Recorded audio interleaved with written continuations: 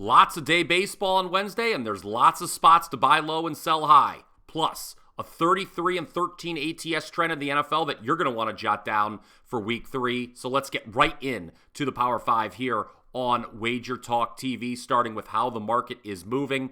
I've got a surprising one for you.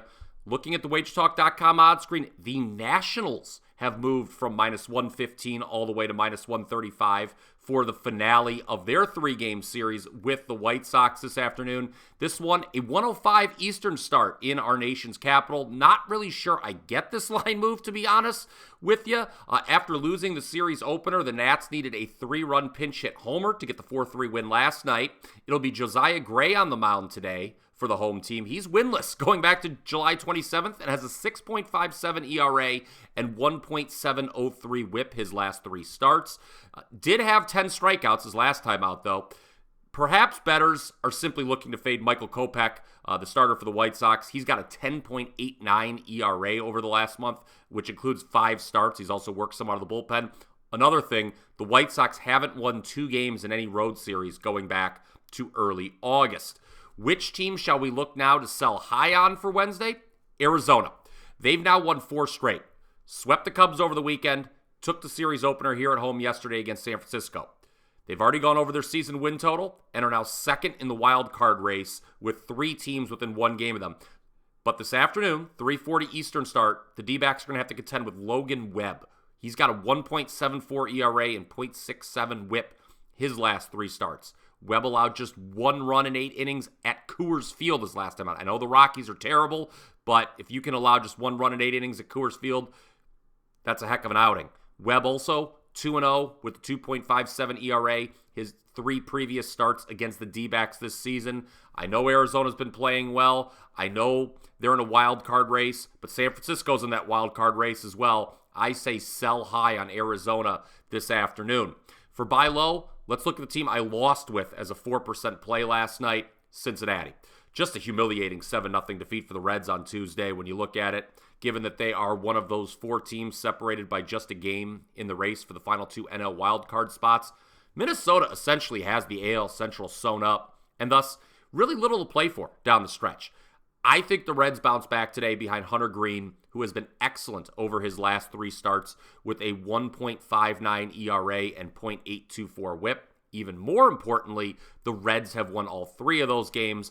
I say buy low on Cincy in a 12:35 Eastern start.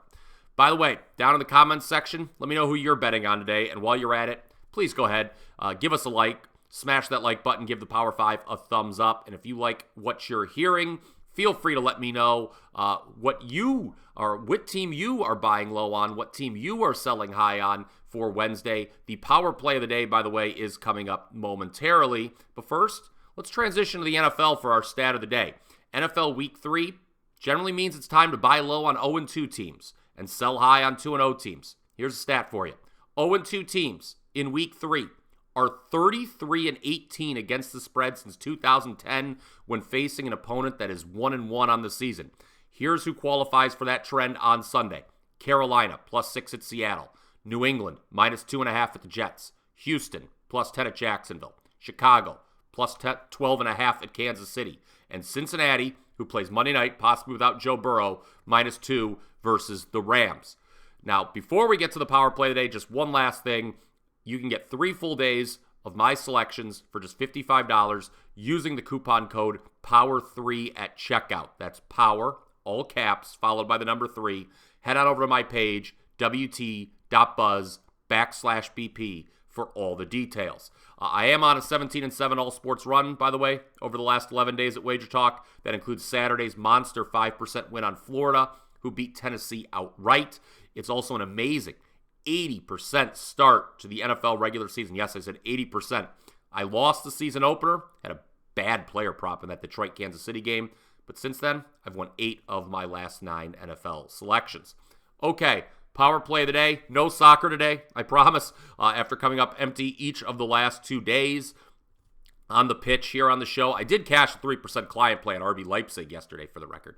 But back to MLB, I'm taking the Astros this afternoon to avoid the sweep against the Orioles, 2:10 Eastern start. I know the Astros have lost 3 in a row, or actually they've lost 2 in a row. They have only lost 3 in a row 3 times going back to the end of June. That's a big reason why I'm taking them in this spot. It's very rare that the Astros lose 3 in a row. It is stunning to me that this team has a losing record at home this season. I just can't see them being swept today. Pretty cheap price this afternoon, at least relative to the last 2 days where they were north of minus 150. This is a much better price to get down on Houston. I have all the respect for Baltimore in the world, the most profitable team in baseball each of the last 2 seasons, if not the most profitable team in all of sports the last 2 years. But Houston is your power play of the day, and that does it for the Power 5 for Wednesday, September 20th. Check me out on Twitter at Bryan Power _wins, and make sure you're subscribed to the WagerTalk YouTube channel so you don't miss any of our great sports betting content. Now let's all go cash some tickets.